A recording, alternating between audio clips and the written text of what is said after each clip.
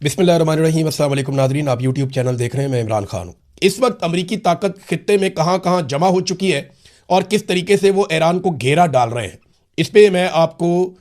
और ये जनाब अमेरिका, और ये वो रीजन है जहां लड़ाई चल रही है या जहां पे सारा फड्डा है। ये आपने थोड़ा सा याद रखना है कि समंदर कौन कौन से हैं। सिर्फ ये मैं आपको दिखाने के लिए वर्ल्ड मैप मैंने आपको दिखाया, पूरी दुनिया का नक्शा है ये, सिर्फ ये दिखाने के लिए कि यहां पे समंदर कौन कौन से हैं। इसे कहते हैं पर्शियन सी। ये समंदर जो है ना, ये अरब ममालिक और ईरान के बीच में। ये अरेबियन सी है, ये इंडिया और पाकिस्तान के सामने, ओमान के सामने ये वाला है। इसे गल्फ ऑफ ओमान भी कहते हैं, लेकिन ये इंडियन सी है। और इसके बाद ये वाला जो एरिया है, इसको मेडिटेरेनियन सी कहते हैं। ये तीन समुद्रों को आपने याद रखना है, 1, 2 और ये 3। और ये रेड सी है, ये सऊदी अरब और अफ्रीकी ममालिक के बीच में रेड सी मैंने आपको पहले बताया हुआ है। ये सिर्फ आप ये नक्शा देख लें, उसके बाद जरा यहां पे आप आ जाएं और आपको जरा क्लियर करके मैं दिखा देता हूं। ये जनाब ईरान है, ये पर्शियन गल्फ है, ये गल्फ ऑफ ओमान है। ये बिल्कुल छोटा सा एरिया है गल्फ ऑफ ओमान। ये आबने हुर्मुज, ये इसके बाद गल्फ ऑफ ओमान। ये वो जगह है जहां से अमेरिका ने ब्लॉकेज लगाया हुआ है पाकिस्तान और ओमान के बीच में। और ये वाला जो समुद्र का बड़ा हिस्सा है, ये अरेबियन सी भी इसको कहते हैं, इंडियन ओशियन भी इसको कहते हैं। तो ये एरिया अलग है। ये रेड सी है, यहां से नीचे से ये आपको बाबे मंदब नजर आ रहा है, यमन के बिल्कुल साथ, अफ्रीका और गल्फ ममालिक के बीच में, खलीजी ममालिक और अफ्रीका के बीच में, यमन और जिबूती के किनारे पे ये एक बीच में एक एरिया है जिसको आप कहते हैं, ये मैंने आपको निशान लगा दिया, ये वाला एरिया, इसको आप कहते हैं बाबे मंदब। ये साथ आगे शुरू होता है रेड सी, और ये सारा वो मेडिटेरेनियन सी है जो जाके यूरोपीय ममालिक के साथ लगता है। यूरोपीय ममालिक उस तरफ आते हैं, यहां ऊपर तुर्की है, नीचे मिस्र है, ये शाम है और ये इसराइल है, और गजा भी वहीं पे है। अब आ जाए उस फाइनल मैप की तरफ जो सारी हकीकत बता रहा है। ये देखें आप, इस वक्त जो लेटेस्ट सूरत हाल है वो ये है कि अमेरिका के जहाज कहां कहां पहुंच गए और किस किस जगह पे अमेरिका के अड्डे मौजूद है। ये जी अरेबियन सी या इंडियन ओशियन, एक अमेरिकी बहरी जहाजों का जो अड्डा है वो यहां पे है। वो यहां पे इन्होंने बना लिया समंदर के अंदर, और यहां पे इन्होंने अपनी फौजी ताकत इकट्ठी कर ली है अरेबियन सी के अंदर या इंडियन ओशियन के अंदर। और ये ईरान का ये वाला एरिया यहां से इन्होंने कंट्रोल किया है। दूसरा, अरब ममालिक को क्रॉस करें तो यहां पे रेड सी आ जाता है, मैंने आपको पहले दिखाया था। एक अमेरिकी बहरी बेड़ा वो ये यहां पे इन्होंने पहुंचा दिया, यहां पे आके खड़ा है। और अब जो अमेरिकी बेड़ा एक और आया पैसिफिक ओशियन से निकल के, वो यहां पहुंच गया। ये इसराइल की बैक साइड पे, यहां पे मेडिटेरेनियन सी के अंदर इनका एक बेड़ा पहुंच गया। तो ये तीन तरफ से इन्होंने ईरान को घेरा डाला इस वक्त तक। अगर लड़ाई हो जाती है और लड़ाई बढ़ जाती है, पाकिस्तान इस वक्त कंफ्यूज है, पाकिस्तान कहां खड़ा होगा। लेकिन पाकिस्तान के अंदर मिलिट्री एस्टेब्लिशमेंट के जो करीबी अकाउंट्स हैं या जो करीबी लोग हैं, वो सोशल मीडिया पे ये बात करना शुरू हो गए कि ईरान ने ज्यादती की है। ये पहले भी कर रहे थे, और पहले कुछ मैसेजेस भी मिलिट्री एस्टेब्लिशमेंट के लोगों की जानिब से या डायरेक्ट उनकी जानिब से सहाफियों को भिजवाए गए थे, जिसमें कहा गया था कि ईरान की मजम्मत शुरू करो। तो हमें यह पता है कि जिस वक्त सऊदी अरब दबाव डालेगा, क्योंकि बहुत पैसा दिया सऊदी अरब ने, तो पाकिस्तान को पोजीशन लेनी पड़ेगी। तो ये एक और साइड हो सकती है जहां से कुछ दबाव ईरान के ऊपर बढ़ाया जा सके। लेकिन पाकिस्तान नहीं भी करेगा तो पाकिस्तान को करना पड़ेगा। वजह यह है कि सऊदी अरब और सऊदी अरब का पैसा, अभी हमने यूएई का पैसा वापस किया, सऊदी अरब से लेके वापस किया, यहां से पैसा लिया, यहां पे वापस कर दिया। हमारा इसमें कोई कमाल नहीं है, हमारे ऊपर पैसा उतना ही चढ़ा हुआ है, शायद उससे ज्यादा चढ़ गया है, क्योंकि और कर्जा भी हम लेते चले जा रहे हैं।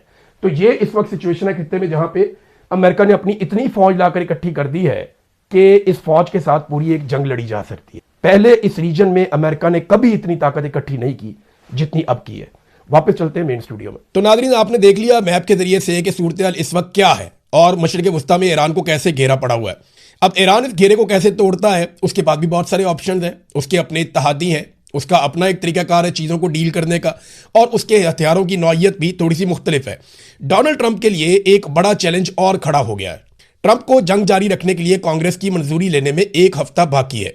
देखें, जब भी कभी कोई जंग शुरू होती है तो अमेरिकी सदर बगैर इजाजत के कोई जंग शुरू तो कर सकता है, लेकिन उसके लिए लाजमी है कि वो 60 दिन में कांग्रेस से उसकी इजाजत ले या उसकी मंजूरी ले।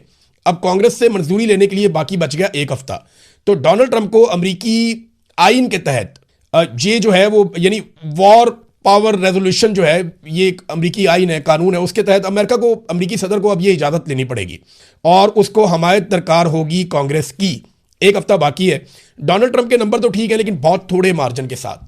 अब अगर डोनाल्ड ट्रंप के रास्ते में रुकावट आ जाती है और कुछ लोग डोनाल्ड ट्रंप के खिलाफ हो जाते हैं, इसराइल की लॉबिंग बहुत अच्छी है अमेरिका में, वो कंट्रोल करते हैं अमेरिकन सिस्टम को, ये अमेरिकन खुद कहते हैं, तो उम्मीद है कि डोनाल्ड ट्रंप मंजूरी लेने में कामयाब हो जाएगा। लेकिन अगर डोनाल्ड ट्रंप को यह मंजूरी नहीं मिलती, ये एक संगे मील है जिसको अबूर करना होगा। अगर ये इतना आसान होता तो डोनाल्ड ट्रंप बहुत पहले कर चुके होते। अब उन्हें क्योंकि आखिरी वक्त में ये करना है, तो ये भी एक डोनाल्ड ट्रंप के लिए बड़ा चैलेंज है कि वो इसको कैसे पूरा करते हैं। इसराइल ने बहरहाल ऐलान कर दिया है कि वो सिर्फ अमेरिका के इशारे का इंतजार कर रहा है और वो बड़ी तबाही फैला सकता है। इसराइली वज़ीर दिफा का जो स्टेटमेंट है वो ये है कि अमेरिका की इजाज़त मिलते ही खामनई के पूरे खानदान को हम ख़त्म कर देंगे। आयतुल्लाह खामनई किस हालत में इस वक्त, आयतुल्लाह अली खामनई तो शहीद हो गए हैं, जो मुज्तबा खामनई है वो किस हालत में है ये मैं आपको बताता हूँ आगे चलकर। लेकिन इसराइल ने एक बार फिर ईरान को संगीन नताइज भुगतने की धमकी देते हुए अपनी अमेरिका के साथ दोस्ती का भी इजहार किया है। उन्होंने कहा जी कि अमेरिका ने अगर हमें कहा, यह वज़ीर दिफा है इसराइल का, उसने कहा कि ईरान के खिलाफ दोबारा जंग शुरू करने के लिए मुकम्मल तौर पर तैयार हो चुके हैं, सिर्फ अमेरिका के ग्रीन सिग्नल का इंतजार है। ईरान को तारीकी और पत्थर के दौर में हम धकेल देंगे और आयतुल्लाह मुज्तबा खामनई के पूरे खानदान को इस मरतबा ख़त्म कर देंगे। हालांकि पहले ही ये खानदान आधा कत्ल हो चुका है। ज़्यादातर लोग इस खानदान के जो मुज्तबा खामनई से जुड़े हैं वो शहीद हो चुके हैं। बाकी जो लोग बचे हैं उनमें मुज्तबा खामनई है। उनकी अपनी सूरत हाल क्या है, इस पर मुख्तलिफ मीडिया रिपोर्ट्स आती रहती हैं। जो एक रिपोर्ट मुज्तबा खामनई की सेहत के हवाले से आई, ये ईरान में से जो रिपोर्ट आई है वो ये बताती है, ईरानी ओहदेदार को कोट किया गया है कि सुप्रीम लीडर शदीद जख्मी है मगर होश में है। कासिदों के जरिए से वो पैगाम रसानी भी उनकी जारी है। ये ईरानी मीडिया को या ईरानी ओहदेदार को कोट किया गया है और अमरीकी इदारे में कोट किया गया है। अमरीकी अखबार न्यूयॉर्क टाइम ने दावा किया है कि ईरानी सुप्रीम लीडर ज़हनी तौर पर पूरी तरह मुतहर्रिक है और मजबूत है और बाखबर है, लेकिन मुल्क के अहम फैसले अमनन पासदारान इनकलाब के आला कमांडरों के एक ग्रुप के जरिए किए जा रहे हैं। हाँ, यह है कि वो अपनी पैगामात जो है वो पहुँचाते रहते हैं। वो एक बड़ी महफूज जगह पे मौजूद हैं। जो फ़िज़ाई हमला किया गया था उसमें वो शदीद ज़ख्मी हो गए थे और अभी तक वो तिब्बी टीम की निगरानी में हैं। ईरान के सीनियर ओहदेदार ने बताया कि सुप्रीम लीडर मुज्तबा खामनई शदीद ज़ख्मी हैं मगर होश में हैं। उन तक पैगामात हाथ से लिख कर जा रहे हैं और वापस वहीं से तहरीरी तौर पर उनके जवाबात भी आ रहे हैं। ईरानी सीनियर ओहदेदार ने कहा कि इसराइली या अमरीकी निगरानी से बचने के लिए आला हुक्काम सुप्रीम लीडर मुज्तबा खामनई के करीब नहीं जा रहे और पैगाम रसानी के लिए गैर रवायती मगर महफूज तरीके इस्तेमाल किए जा रहे हैं। ये सदियों पुराना तरीका है कि हाथ से खत लिखकर भेज दो और वहीं से खत वापस आ जाए। अच्छा, अब उनकी सेहत के बारे में ये बताया जाता है कि उनके ऊपर जो अटैक हुआ उसमें उनकी एक टांग के 3 सर्जरीज उनकी हो चुकी हैं मुबैना तौर पर इसलिए कह रहा हूँ कि यह अमेरिकन मीडिया रिपोर्ट कर रहा है, ईरानी सोर्सेज से रिपोर्ट कर रहा है, तो इसलिए मैं आपको कह रहा हूँ मुबैना तौर पे कि 3 मरतबा उनकी टांग की सर्जरी हुई है और इस बात का खदशा है कि शायद उनको जो है वो नकली टांग लगानी पड़े। लेकिन बार बार उनकी सर्जरीज की जा रही हैं। उनका हाथ जो शदीद ज़ख्मी था वो अब बेहतर हो चुका है इस रिपोर्ट के मुताबिक। उनके चेहरे पे जो ज़ख्म आए थे उनका भी इलाज जारी है और ये उम्मीद की जा रही है कि आयतुल्लाह मुज्तबा खामनई को शायद जो है वो आने वाले वक्त में उन्हें कोई सर्जरी भी देनी पड़े, प्लास्टिक सर्जरी वगैरह कोई ऐसा काम करना पड़े। बहरहाल उनका अपना एक स्टेटमेंट भी आया है, मुज्तबा खामनई का एक स्टेटमेंट जारी भी किया गया है और वो जो स्टेटमेंट है वो क्या कह रहा है, हम वतनों के दरमियान पैदा होने वाले गैर मामूली इत्तेहाद की बदौलत दुश्मन की सफ़ों में दरार पड़ गई है। इस नेमत के अमली शुक्राने के साथ ये हमांगी मजीद अजीम और फौलादी बन गई है और दुश्मन मजीद बदहाल और कमज़ोर होंगे। दुश्मन की मीडिया कार्रवाइयाँ लोगों के जहनों और नफ्सियात को निशाना बनाकर कौमी इत्तेहाद और सलामती को नुकसान पहुँचाने का इरादा रखती हैं। दुआ है कि हमारी गफलत इस नापाक इरादे को पाया तकमील तक ना पहुँचने दे, यानी हम कोई ऐसी गफलत ना करें जिससे दुश्मनों का इरादा कामयाब हो जाए। तो ये आयतुल्लाह मुज्तबा खामनई का एक ईरानी कौम के नाम पैगाम आया। डोनाल्ड ट्रंप से कुछ सवालात भी किए गए मीडिया की जानिब से। एक सवाल उनसे ये पूछा गया कि क्या आप ईरान के खिलाफ एटमी हथियार इस्तेमाल करेंगे। हालांकि इससे पहले खबर आ चुकी है कि डोनाल्ड ट्रंप ने एक मौके पर एटमी कोड्स मांगे थे। इसकी तस्दीक तो नहीं हुई, लेकिन ये दावा किया गया अमेरिका में कि एटमी कोड्स उन्होंने मांगे तो उनको इनकार कर दिया गया। लेकिन ट्रंप ने कहा यह अहमकाना सवाल है, बिल्कुल मैं ऐसा नहीं करूँगा। रवायती हथियारों से हमने ईरान को तबाह कर दिया है तो हमें दूसरे हथियारों की ज़रूरत नहीं है, ये डोनाल्ड ट्रंप ने स्टेटमेंट दिया। फिर डोनाल्ड ट्रंप ने एक और बात की है, उनसे सवाल किया गया कि आप कब तक ईरान का इंतज़ार कर सकते हैं, कितनी देर आप ईरान के जवाब का या मुआहदे का इंतज़ार करेंगे। तो डोनाल्ड ट्रंप ने कहा जनाब हमारे पास तो बहुत वक्त है, वक्त तो ईरान के पास नहीं है। फिर उसने कहा मुझे कोई जल्दी भी नहीं है। फिर डोनाल्ड ट्रंप ने कहा जी कि वियतनाम की लड़ाई 18 साल चलती रही है, इराक की लड़ाई का उन्होंने हवाला दिया, उन्होंने बहुत सारी और लड़ाइयों का हवाला दिया। कोई लड़ाई 7 साल चली, कोई 14 साल चली, कोई 18 साल चली, तो अभी तो 6 हफ्ते हुए हैं और मुझे कोई जल्दी नहीं है। और क्योंकि देखिए सहाफ़ी बार बार ये इसलिए पूछते हैं कि यूरोप के ऊपर प्रेशर बढ़ रहा है, एशिया के ऊपर प्रेशर बढ़ रहा है। अफ्रीका के ऊपर प्रेशर बढ़ रहा है। बहुत सारे ममालिक हैं जिनकी इकोनॉमी जुड़ी हुई है इस रीजन के साथ, आबने हुर्मुज के साथ, वो सारे ममालिक मुतासर हो रहे हैं और ट्रंप साहब अपने हथियार वहां पे पहुंचा रहे हैं और ईरान भी अपने हथियारों की तैयारी कर रहा है। अब वहां से रिपोर्टें आती हैं ईरान में से, और अमेरिकन मीडिया भी रिपोर्टें देता है कि ईरान के आधे से ज्यादा हथियार अभी महफूज हैं और वो उन्हें चला सकता है।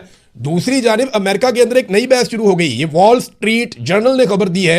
खबर ये कहती है कि ट्रंप की इंतजामिया बड़ी तेजी से इस बात का तखमीना लगा रही है, जो व्हाइट हाउस है वो इस बात का तखमीना लगा रहा है बड़ी तेजी से कि अगर चीन ने इस वक्त ताइवान पे कब्जे की कोशिश की या चाइना इस वक्त ताइवान पे कब्जा करता है तो अमेरिका क्या मुकम्मल तौर पे ताइवान का दिफा कर पाएगा?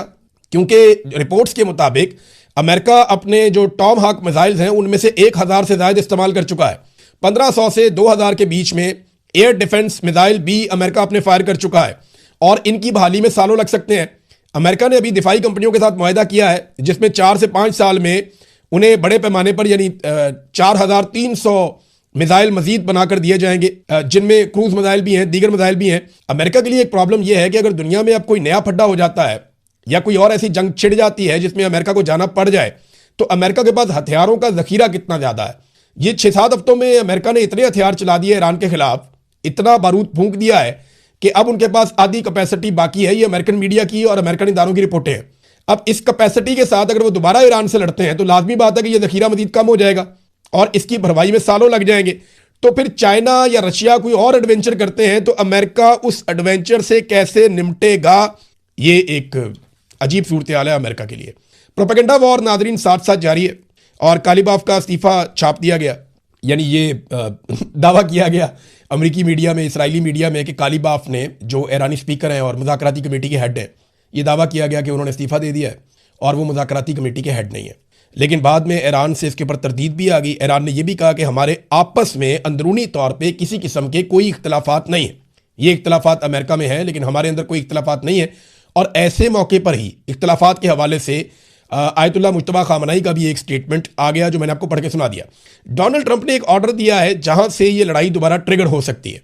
ये ऑर्डर क्या है?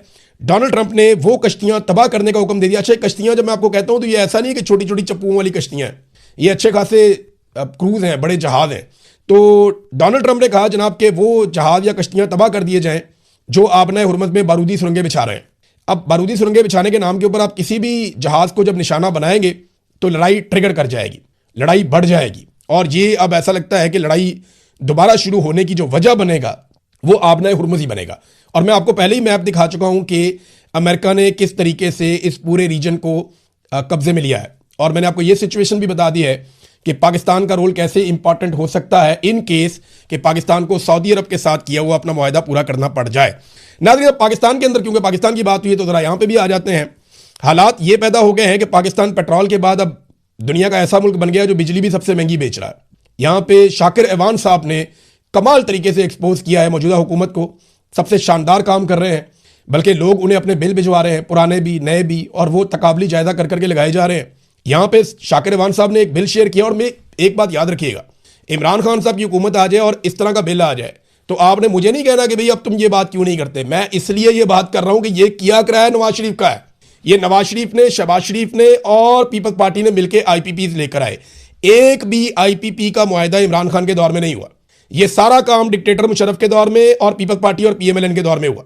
और इसमें जो सबसे बड़ा किरदार अदा किया, यानी अगर आप देखेंगे 70-80% किसी का किरदार है तो वो शरीफ खानदान का है, जो ये मंसूबे लेकर आए, जिन्होंने ये लगाए। अब कमीशने खा गए, क्या किया, किसकी जेब में पैसा जा रहा है, किसी को कुछ पता नहीं है। हत्ता कि इस हुकूमत ने यह भी कर दिया कि सूरज की रोशनी पे टैक्स लगा दिया।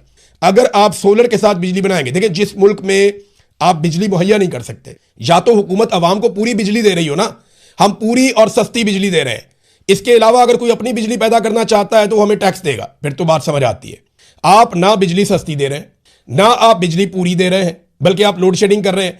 अब लोग अगर अपने आप को जिंदा रखने के लिए, अपने सर्वाइवल के लिए सोलर लगाते हैं, वो खरीदते भी खुद हैं, उसकी मजदूरी भी खुद देते हैं, अपनी छत के ऊपर लगाते हैं, अपनी प्रॉपर्टी के ऊपर लगाते हैं, जो चीज खरीदते हैं उसके ऊपर भी टैक्स देते हैं, और जो मजदूरी देते हैं उसके ऊपर भी टैक्स देते हैं। जब वो लग जाता है तो कहते हैं जी इसके ऊपर और टैक्स देना। सूरज की रोशनी से आप बिजली पैदा कर रहे हैं, सूरज की रोशनी पे लग गया नाजरीन टैक्स।